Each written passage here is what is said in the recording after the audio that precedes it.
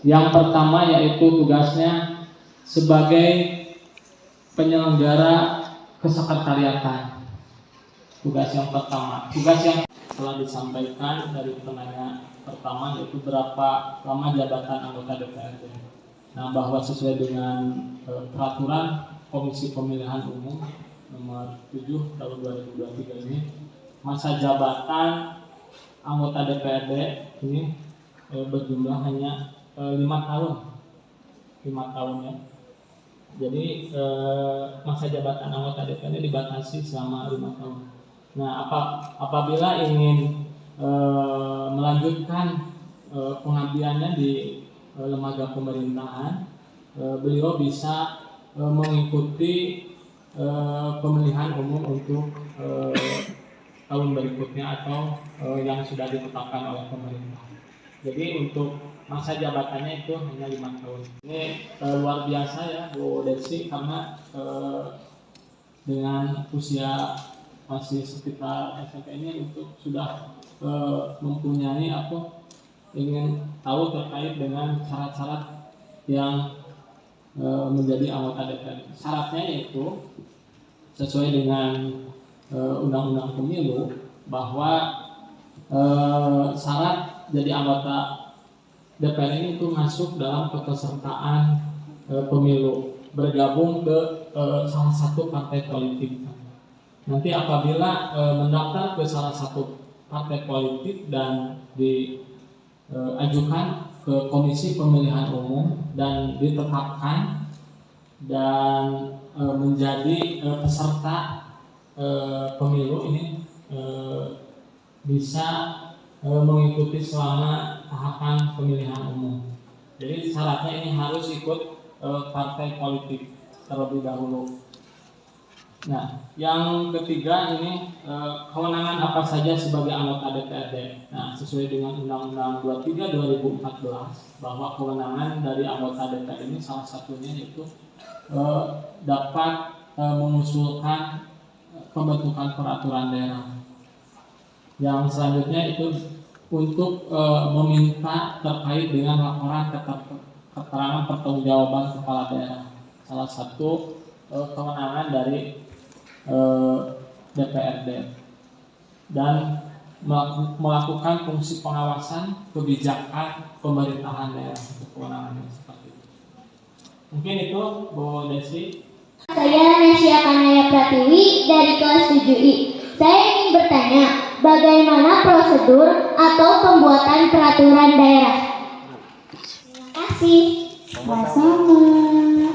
Menyampaikan apresiasi kepada adik-adik yang telah berani untuk menanyakan terkait dengan penyelenggaraan pemerintahan. Baik, Bapak dan Ibu serta adik-adik, saya akan mencoba menjawab yang pertama, itu bagaimana proses penyusunan peraturan daerah.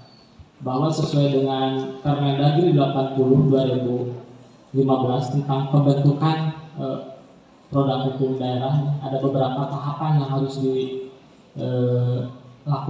Yang pertama, Raperda ada yang berasal dari inisiatif DPRD. Dan yang kedua, Raperda ada yang berasal dari pemerintah daerah. Nah, usulan dari kedua lembaga ini nanti ditetapkan dalam program pembentukan peraturan daerah. Nah, disepakati di sana, disetujui oleh Pak Bupati dan Pak Ketua DPRD. Ini menjadi persetujuan bersama terkait dengan program pembentukan peraturan daerah yang akan dibahas. Nah, bagaimana untuk tahap selanjutnya? Apabila sudah ditetapkan dalam program pembentukan daerah, tahap selanjutnya yaitu baik DPRD maupun pemerintah daerah mengajukan secara resmi kepada DPRD. Nanti Bapengperda akan mengkaji, mengharmonisasi dari usulan baik dari DPRD maupun dari pemerintah daerah ini terkait dengan layak tidaknya suatu peraturan daerah untuk dilakukan pembahasan pada tingkat pembicaraan berikutnya. Nah, apabila Bapengperda sudah melakukan harmonisasi, nantilah di di diputuskan keluar rekomendasi bahwa Raperda yang sedang dibahas baik yang berasal dari DPRD maupun dari pemerintah daerah layak untuk ditindaklanjuti oleh DPRD. Nah, tahapan selanjutnya yaitu penyampaian secara resmi dari pemerintah daerah atau dari DPRD apabila ada inisiatif, dan yang kedua yaitu ada yang disebut dengan pandangan umum fraksi-fraksi. Nah, tahapan yang ketiga itu jawaban apakah dari pemerintah daerah terkait dengan usulan dari pemerintah daerah, atau kalau usulan dari DPRD itu yang menjawabnya DPRD. Nah, proses 3 tahap ini sudah dilalui, ini tinggal proses pembahasan di panitia khusus. Nah, jadi panitia khusus ini alat kelengkapan yang bersifat ad hoc atau insidentil. Apabila diperlukan dalam suatu proses pembahasan, maka akan dibentuk yang namanya pansus. Nah, perda itu nanti dikaji materi muatan latar belakang dari 3 aspek. Yang pertama dari aspek filosofis. Jadi yang melatar belakangi dibentuk perda ini seperti apa, ini di aspek filosofis. Yang kedua aspek sosiologis. Nah, bagaimana kebutuhan suatu peraturan perundang-undangan dalam mengisi kebutuhan di masyarakat. Dan yang ketiga ini aspek yuridis. Aspek yuridis ini peraturan perundang-undangan yang memerintahkan dalam rangka mengisi kekosongan hukum di daerah. Nah, apabila sudah dikaji oleh pansus dari 3 aspek, termasuk di dalamnya pembahasan judul, bab, pasal, dan penutup, ini maka akan diambil keputusan antara pemerintah daerah dan DPRD Kabupaten Kuningan. Nah, bagaimana? Apakah sudah berlaku apabila sudah ditetapkan antara pemerintah daerah dengan DPRD?